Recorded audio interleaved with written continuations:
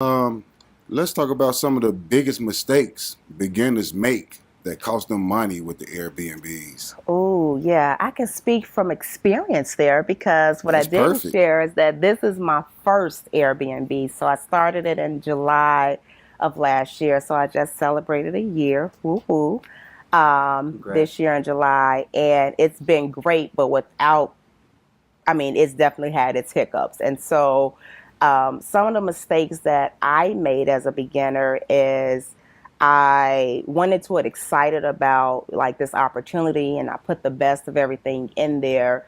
You know, you want to keep in mind it's still a rental space that various people are going to be coming in and out. And then you do your pricing. I had my pricing too low because I was thinking, oh, this is Chicago, this is the South Side. You know, it's not a lakefront or a beach. And so not considering like all the amenities. So definitely have your ideas, but like learn from some of the experts, read like and look at their how much they're charging for their spaces. Look at those spaces and compare.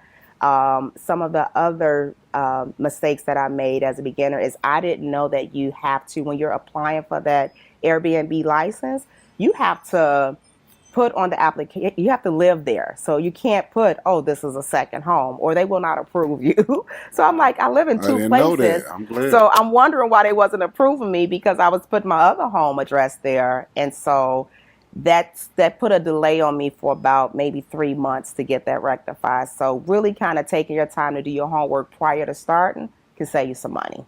I'm glad you said that because I did not know that. Yeah, me neither. I see. It took you 90 days to get it together. Yes. With local laws and zoning, how serious is that with the HOA for Airbnb?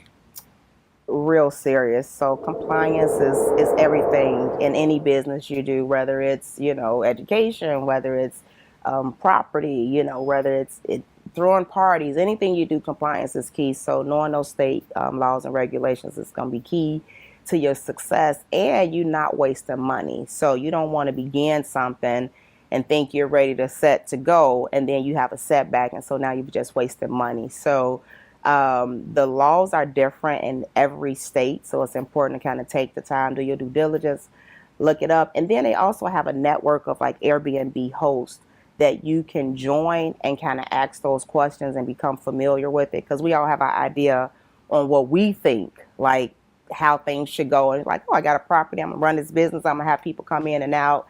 And it's so many things you want to know. Like, I have an age requirement on mine, but you also want to make sure you're not being discriminatory. So you want to make sure your language is correct. You want to make sure your expectations are clear because I also don't have people from the city staying there and have parties because people will come in and they will throw Okay. parties. They will squat and you cannot get rid of them. So you can't receive mail there. So you have to have some real tight laws in place.